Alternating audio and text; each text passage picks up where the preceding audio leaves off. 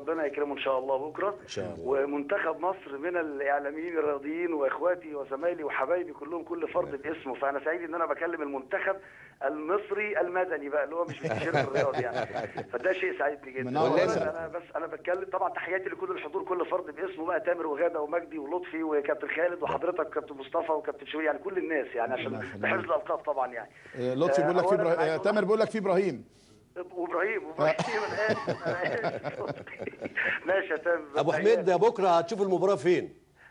انا بكره ان شاء الله هتفرج عليها في البيت، لان انت عارف حضرتك انا عامل العمليه بتاعه الغضاريف في رجلي، فللاسف ما لحقتش يعني كنت عايز العب بس ما فيش كابتن حسن شحاته زعلان قوي عشان غيابك بكره. معلش، بس ان شاء الله زمايلي زيدان والشباب اخواتي الصغيرين ان شاء الله يقوموا بالواجب كلهم يعني.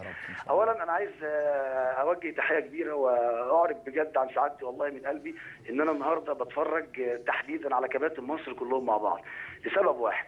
السبب الاول نمره واحد، اولا منتخب الجزائر وشعب الجزائر والجزائر نفسها اخواتنا وحبايبنا واصحابنا واشقائنا مسلمين او مسيحيين وكل الكلام الجميل ده، ومفيش اي حاجه واي عداوه ولا ابعاد سياسيه ولا ابعاد مدنيه ولا اخره. خلينا نتكلم في جزئيه الكوره. في جزئيه الكوره هناك تعصب، ما كمان احنا كمان عندنا تعصب. احنا بنحب بلدنا ونفسنا نروح كاس العالم، وهم بيحبوا بلدهم ونفسهم يروحوا كاس العالم، ده حقهم. وان شاء الله ربنا يكرمنا ونروح كاس العالم، ولا قدر الله اذا ما حصلش والجزائر راحت وهم اخواتنا في العروبه وبالفطره، وحط تحتيها 100 خط كلمه بالفطره دي، هنلاقي نفسنا بنشجعهم. نداء طبعا الى كل الناس اللي هتروح الاستاد بكره، حذاري رجل اي واحد تيجي في الغلط، اي حاجه نقول الله يسامحك. السبب لان الضجه الاعلاميه اللي حصلت والشقاق الاعلامي اللي حصل لفت انظار العالم كله، والمباراه دي عندنا يعني انا ما حصلش ده لما كانت المباراه مثلا هناك، فاوريدي احنا يعني بيتلككوا لنا زي ما بنقول. الحاجه الاحلى بقى اللي عملتها مباراه الشقاق الاعلامي اللي في موضوع مصر والجزائر دي، ان انا النهارده كسبت منتخب جميل اسمه كابتن مدحت شلبي، كابتن احمد شوبير، كابتن مصطفى عبده. اكبر مكسب من اللي حصل ده ان احنا صعب يا اخوانا نتفرق ابدا، ممكن تبقى ثانيه ثانيتين دقيقه دقيقتين، واقسم بالله وحياه ولادي انا اسعد حاجه حصلت لي ان انا شايف حضراتكم مع بعض النهارده. الاختلاف في وجهات النظر لا يفسد للود قضيه. ربنا يكرمنا ونكسب بكره، والحمد لله في ماتش مهم جدا انا بعتبر ان احنا كسبناه النهارده، وهو وجود حضراتكم الثلاثه مع بعض. ربنا ما يدخل بينكم حاجه، وربنا يجعلكم واجهه لينا ولبلدنا، وربنا يحبب فيكم خلقه. وتحياتي لزمايلي. احساسك ايه بالماتش؟ قول لي احساسك ايه الماتش؟ ممكن يخلص كام؟ قول لي يا فندم. رحبت وخلصت بالمنتخبات، قول لي احساسك بالماتش ايه؟ الدنيا تمشي ازاي؟ بص يا كابتن شوبير، قول لي يا ابو كابتن راجل سترايكر قديم. ايوه هداف، ده انا مقطعك 5-5 في نادي النيل، قول لهم على الهوا. والله العظيم 3 ما مجامله ولا تحفيز، بس عندي احساس بالفطره كده ما اعرفش ليه، يمكن ما كانش موجود في فترات قبل كده، ان هنكسب سكور. يا رب يا اخي ان شاء الله. والله يا رب هنكسب سكور وهتبقى جنينه يعني ان شاء الله والعز وجل. ان شاء الله. ان شاء الله ربنا يا رب ان شاء الله نكسب ونفرح، واحنا لما نكسب ونفرح كمصر هنفرحهم برضو زي ما هم كنا بنفرح بيهم ايام رابح ماجر وايام ماتش المانيا، وما زلنا نحترمهم ونكون ليهم كل التقدير. كان عندك 3 سنين ساعتها يعني هم بيحكوا لك.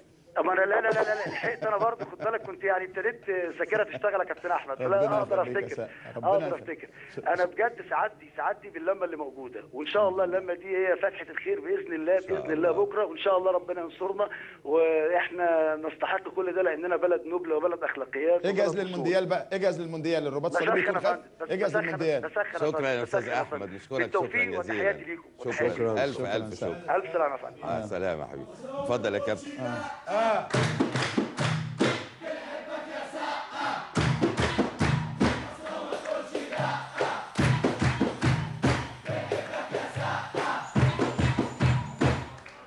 غدا نفسك تبقى لعيبه كوره باللي انت بتشوفيه ده؟ اظن حاجه ما تحصلش يعني. انا من وانا صغيره بلعب كوره مع اخويا، وبكسر كل البنات اللي بيلعبوا معايا والله. يعني انت اخترعت الكره الحريمي قبل صحر الاول؟ انا من زمان قوي بلعب. لا بحب في الجو، في الحاله اللي احنا بنعيشها بقالنا فتره طويله. والله يا كابتن بص جسمي مقشعر والله بجد، لا بجد في رهبه وفي حاجه جميله قوي، احساس حلو قوي. احساس بوطنيتي كده، احساس ببلدي بشعبي. الكوره وصلتنا اهلي بلدي.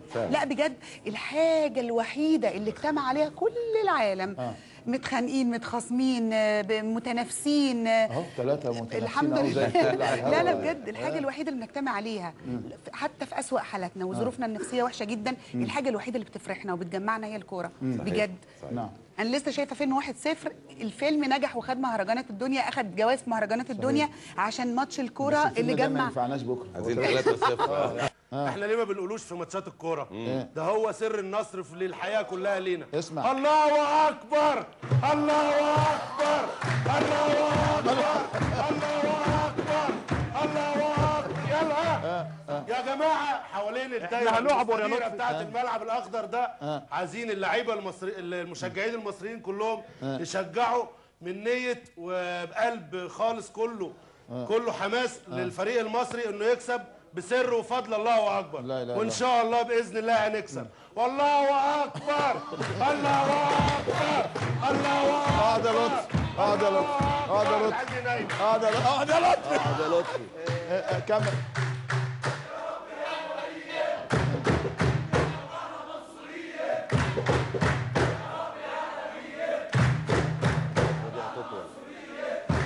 شكرا تامر عبد المنعم. اتفضل يا تامر لحظه. تمام. طيب نسمع تامر اتفضل يا تامر. خايف من حاجه احمد السقا قال عليها ان الحماس الزايد يوقعنا في غلط زي اللي جرى في الماتش زيمبابوي. انا اللي عانيت منه 94. انا كلاعب طوبه تتضرب يجي جون والله ما كان في طوبه تاني. لازم نكون على قدر من المسؤوليه حتى في التشجيع. نسمع يا جماعه لو سمحت. التشجيع ده ثقافه. نسمع. نعم. ثقافه ان انا داخل ماتش ممكن ان شاء الله اغلب زي ما اميره بتقول لي هنغلب ان شاء الله زي ما اكون انا جزائري مثلا. طبعا انا عايزنا نغلب لكن ممكن نغلب فمحدش يبقى متوقع بس احنا هنغلب فتبقى صدمه فظيعه. مره ثانيه انا بشكر الدكتور وليد داعبس على المبادره الحلوه دي ويمكن بشكره ان انا مودرن ستاف. وانت مدير تنفيذي لمودرن مصر انا عارف كده. فانا سعيد لاول مره اطلع على شاشه مودرن يكون في حدث قومي زي جميل. تامر كان زميلنا والله اكبر الله اكبر. لطفي سخن لطفي سخن. ان شاء الله هنكسب. اقعد يا لطفي صلي على النبي.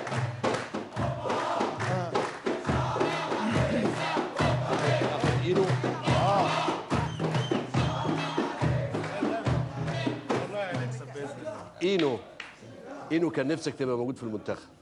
اكيد طبعا يا كابتن. اي حد يتمنى طبعا اللي هو يكون في منتخب مصر في مباراه زي دي ويشارك اللعيبه ويشارك الناس كلها طبعا في الفرحه باذن الله.